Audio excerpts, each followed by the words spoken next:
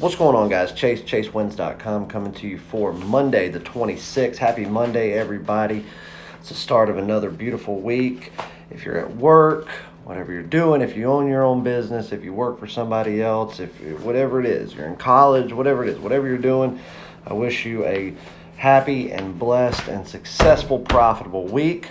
We're going to do so here, and we've got a busy week coming up, man. It is crazy. I was up this morning at 6:30. We're getting the kids ready for school, and this is actually the reason I decided to not go into the office today, because usually on Mondays I go into my office for the majority of the day because I get paperwork done from the week prior, plus a lot of financial stuff, getting it over to my accountant for investments made and money won and all that stuff, and then other businesses that I have a hand in and invest in and stuff like that with partners.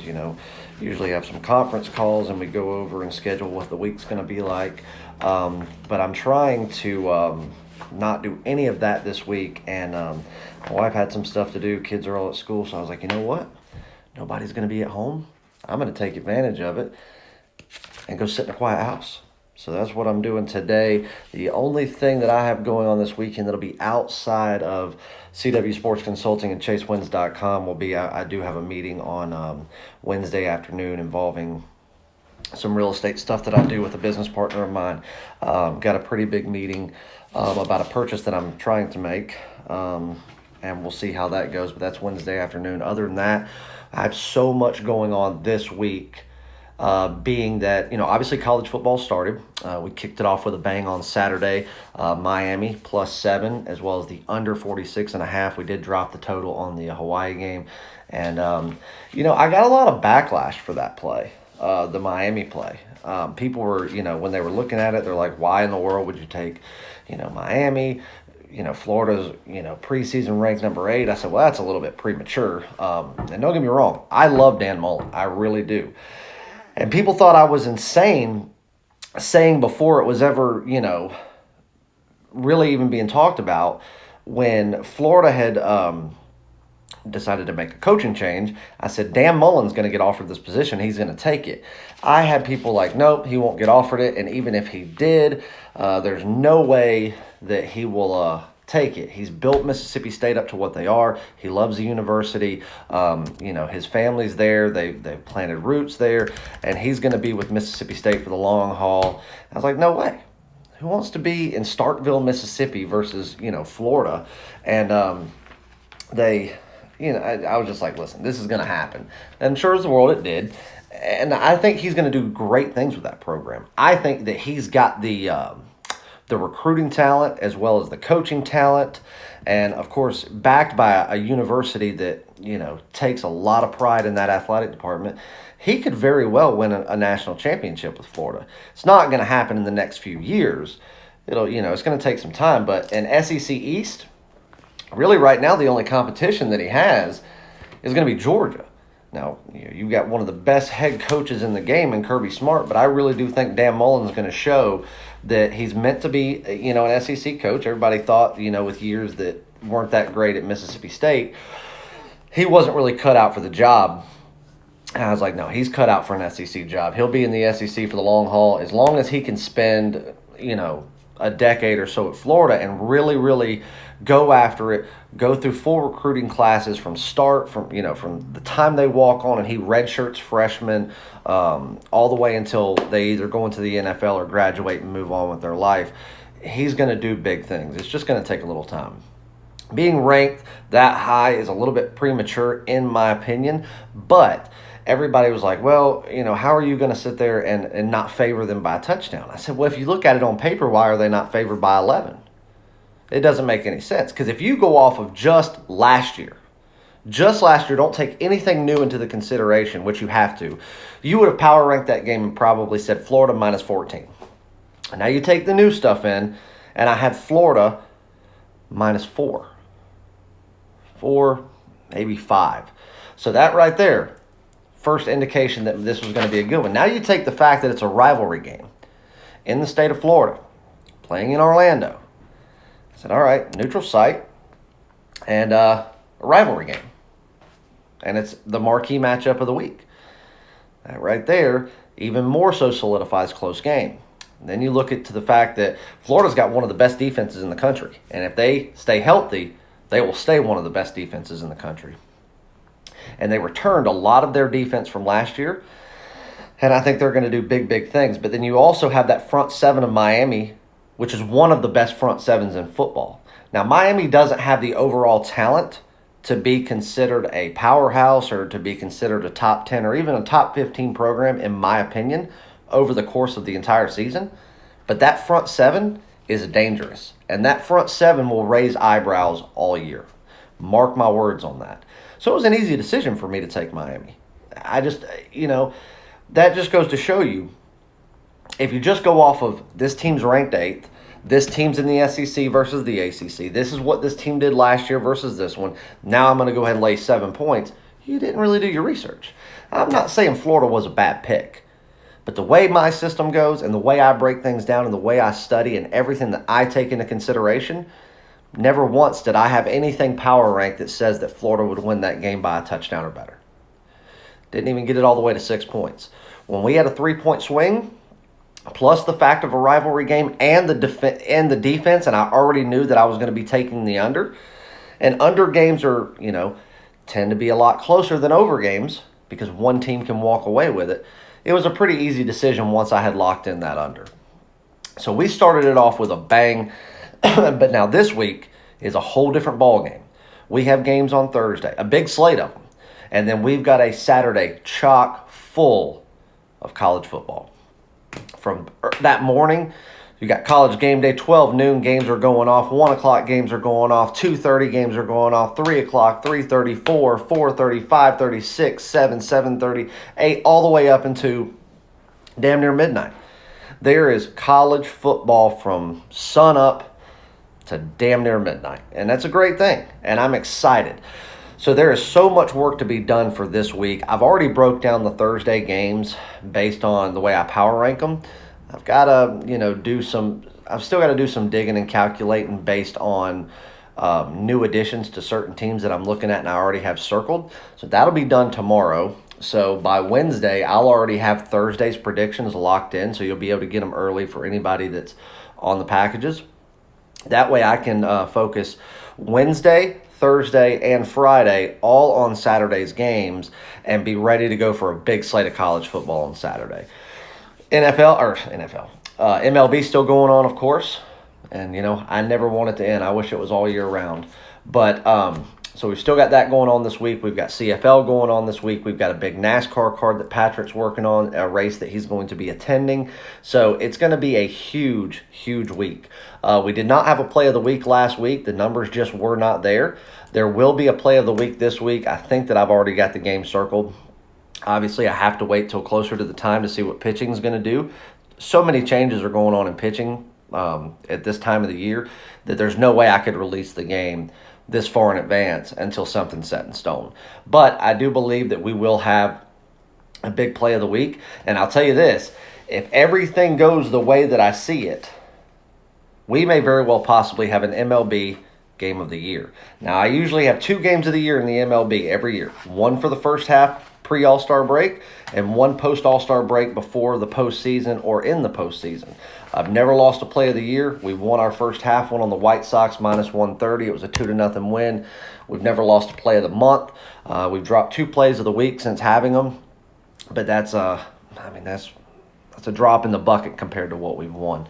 But we don't force anything. So there could potentially be, in the next 10 days, not only a play of the week, but a huge play of the year.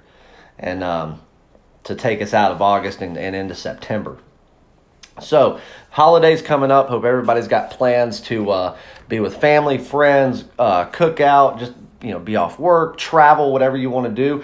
But don't lose sight of the money. Don't lose sight. Just because it's a holiday and you're going to kick back and grill out and sit by the pool for what may be the last time for you for the year before everybody starts closing their pools and getting ready for fall, don't lose sight of the money. I'm not taking any time off. I'm not going on vacation. If I travel, I work when I travel.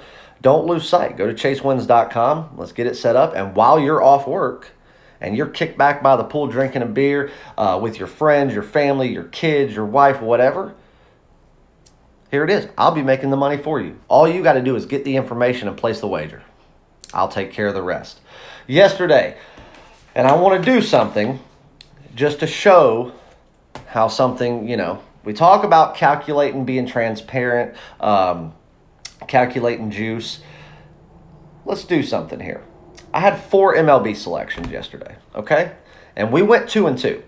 And I've preached this on video 1,000 times over, so nobody can says that, look, nobody can say that I have not done so.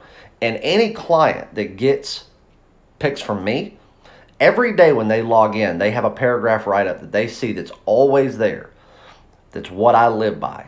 It tells you how to wager and how I will go through and monitor your wagers to ensure that you profited for that subscription. And if based on what I show you there, if there is no profit, which means I didn't profit. If I profit and you follow what it says there, then you profited, no matter how much you bet. Whether you bet $25 a game or $25,000 a game.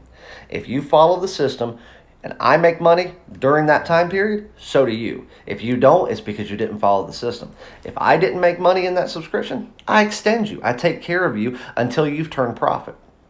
Now, like I said, 4 predictions yesterday, went 2-2.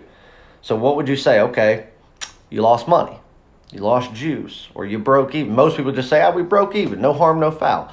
No, you didn't break even. You either lost money or you made money. There is no break even on 1-1 days or 2-1 day, or 1-1 days or 2-2 days, or 3-3 days. It's just not there.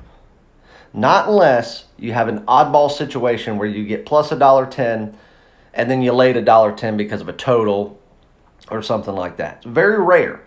Most of the time, when you split out, you're still going to either make money or you're going to lose money. Well, I split out yesterday. The plays that I lost. We lost the Cincinnati Reds laying $1.15. Or excuse me, no, $1.35. So let's take that into consideration here. And we can show you, I'm going to show you right here, so there's no saying that math is wrong. So you lose that. Now, we're going to do it on a $100 betting sequence. I bet to win $1,000 on every premium play, and I bet to win 3 dimes on every daily top play. Plays of the week, plays of the month, plays of the year, go 5 dimes and up.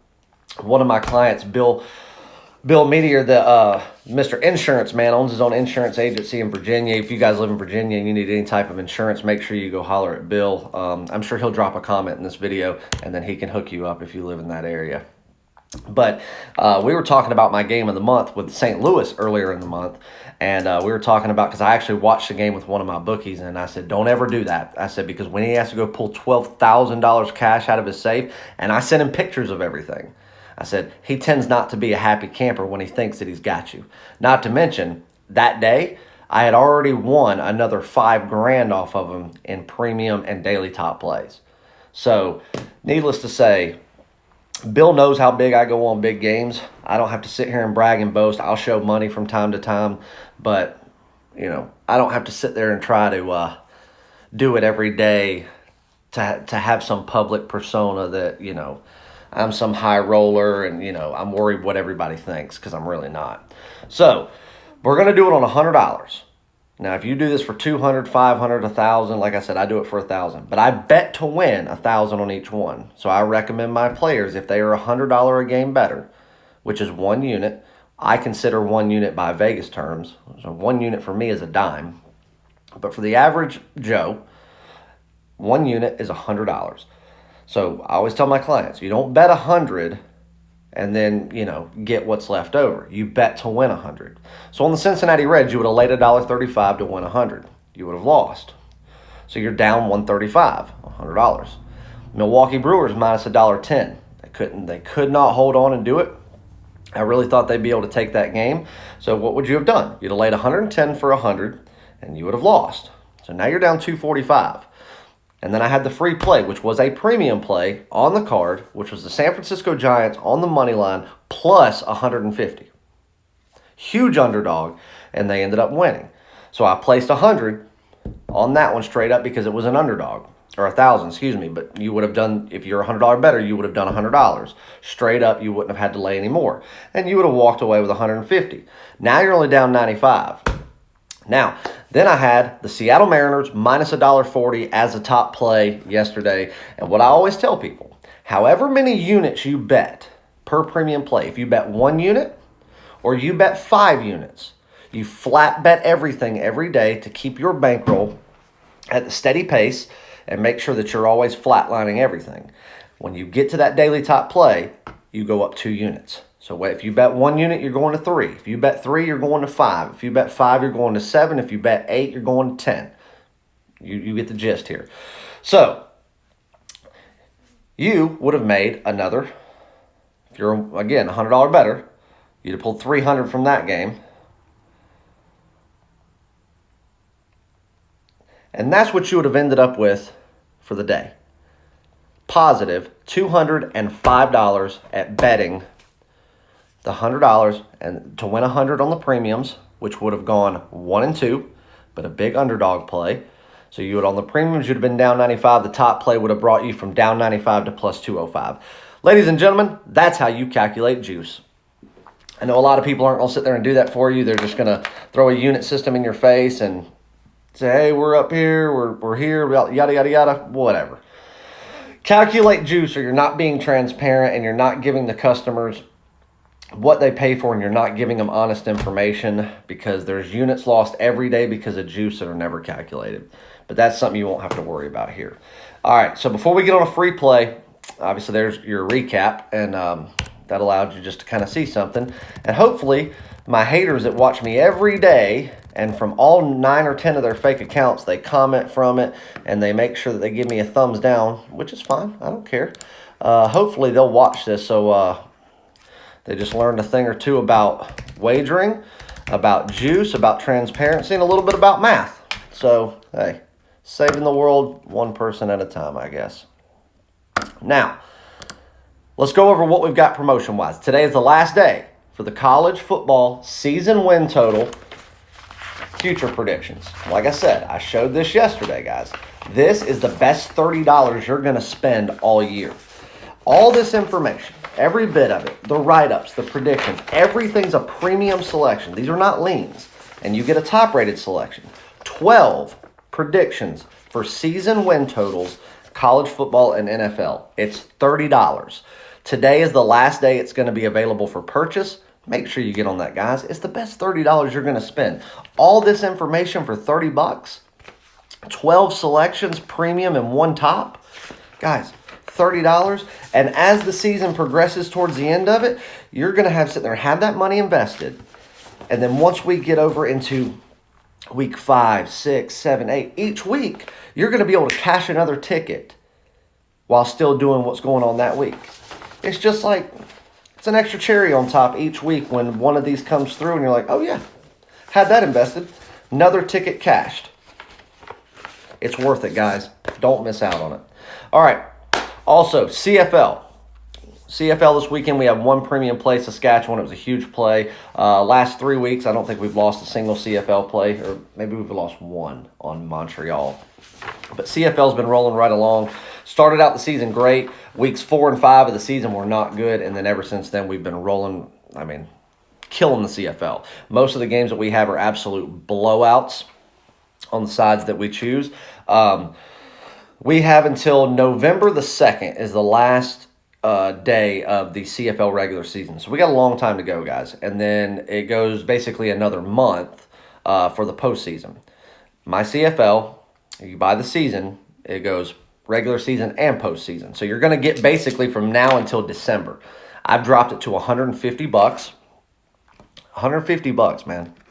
$150 and you can get the rest of it. Now, granted, it's only played 3 to 4 days a week, and there's only a couple of games each day. So typically we only have 2 to 3 CFL predictions a week, so it's not overbearing, but it's $150, and you get every single premium or CFL top-rated selection that we will have for the remainder of the year, which there's still a long way to go. Like I said, $150, don't miss out. One thing that I've done in the CFL and in college football, everybody knew that my early bird specials were $600 each. or $1,000 for the combo pass. All the prices are going back up to normal as of midnight tonight. That means that they're going to go back up to $1,200 each.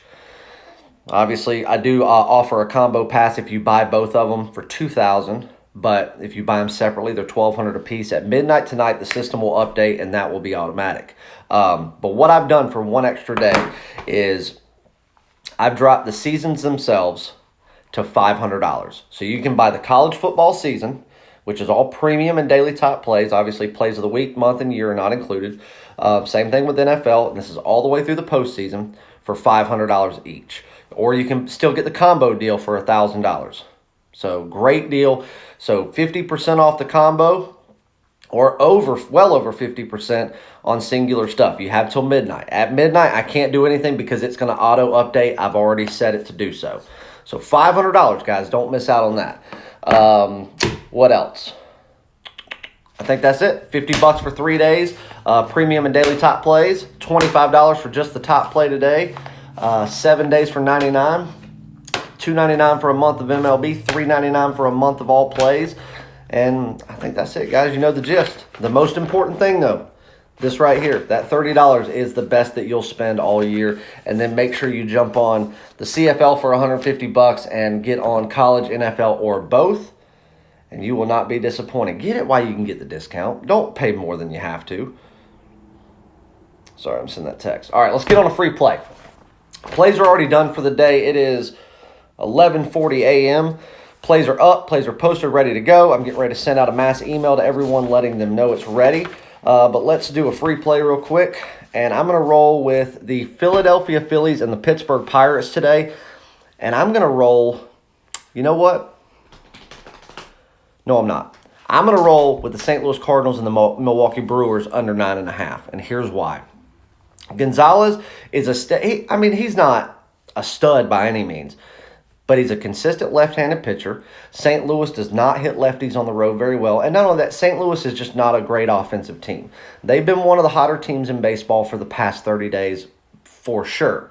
And I got to take my hat off to them. I hate them, but I made a lot of money with St. Louis since the All-Star break. And I told you that was going to happen. I told you St. Louis was going to crawl from the depths of what they were doing, and they were going to be out there and go and make a postseason run. And they're doing so. Milwaukee's still in the thick of things. This is a game with a lot of implications because the only other team that's a factor in that division is Chicago. Yes, the Reds still have a mathematical possibility, but let's face it, they're not going to make it. It's probably more than likely going to come down to Chicago or St. Louis winning the division. And then whoever doesn't win will probably get wild card. Milwaukee is really trying to get back up into the talks of, hey, are they going to win the division again? And if not, can they hold on for wild card and try to make a run? So, let's see. 9.5. Gonzalez, I think that he's going to give them a little bit of trouble. Milwaukee plays great at home. They have a fantastic home record. So I think that they're going to give a team that's already not an offensive powerhouse, I think they're going to give them a good bit of trouble. Wainwright, he hasn't been the most reliable, but I'll tell you this, Milwaukee just can't hit right now. Wainwright has the type of pitches that Milwaukee has struggled with this year.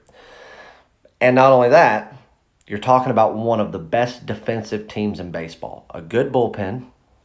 Everybody wants to say St. Louis's bullpen's not good. They are. One of the best defensive teams in all of baseball, going up against a team that has a pitcher that's going to give them trouble and is also very, very good at home. One of the best home teams out there. Take all that into consideration. I think this is a low-scoring game. I think it's a close game with, somebody probably, like I said yesterday, with the San Francisco Giants. The first 4 innings were going to be the make or break for that entire game. And what happened? Everything that I said about that game in yesterday's video, go back and watch it if you didn't. Listen to everything I said about the Giants and the Oakland game, and you tell me that not one of those things didn't come true, because it did. Today, I think the same thing. It's going to come down to what happens in those first 4 to 5 innings. The reason I say that, if these teams do what I think they're going to do, St. Louis is going to have a lot of trouble generating offense in the first 5. Milwaukee's going to have the same because of how defensively minded and stellar the Cardinals are on defense. Then runs will start to accumulate in the 6th, 7th, and 8th. Bullpens take over. Official closers come in, lock it down. Probably got a score of 5-2, 5-3, something like that is my guess. 9.5 is just a little bit too high in my opinion. Hey, I've been wrong before, but my unders this year are hitting 87.2%. I very rarely lose an under, but I mean, we have lost some, and I'm sure I'll lose more before the end of the year. But unders are something that I've really, really worked hard on this year, and I really pride myself in having some of the best unders in Major League Baseball. So we're going to roll with an under today, and we're going to take under 9.5. Cardinals, Brewers. I want you to mark your pitchers as Wainwright and Gonzalez on this one. If in case there were to be a change, we're going to back right off that game because every bit of capping that I did for that game was based on those two pitchers right there and the bullpens to follow. So, guys, it's been a long video, 25 minutes, but I had to get a lot of promotion stuff out there. I've got a crazy busy week, so the videos are going to be short, sweet, and there's probably not going to be a video on Wednesday, just giving you a heads up, because I'll have to get into the office, get everything done, plays out, and then I'll be in meetings the rest of the afternoon. So I wanted to make sure I got all the information out there, give you the promotions, tell you that I love you, and I can't wait to have you on my team and get you on the free play. Love you guys. For all of you that stuck around with me through this video, you are the real ones, and you're the reason why I do this. I'm sure that I'll get a lot of people that want to talk shit about how long the video is, just like they find anything to complain about. If you don't like it, don't watch it. That's all I got to say. Don't take time out of your day to place a comment on my YouTube telling me how bad I suck and how bad you hate me and how bad or how good so-and-so is and they're better than me. Well, if that's the case, then go watch them. For the people that talk the most shit about me are the people that I can go and look, and they watch me the most. Every day like clockwork. They wouldn't miss me. So, hey, they're my biggest fans. Love you guys. Wager smart. Let's play the Cardinals and the Brewers under 9.5. I love you. Jump on a package. Let's start winning together. Great deals going on today. Last day for the futures predictions. So make sure you jump on it before you miss out. Love all you guys. See you back tomorrow. ChaseWins.com. Let's go get it.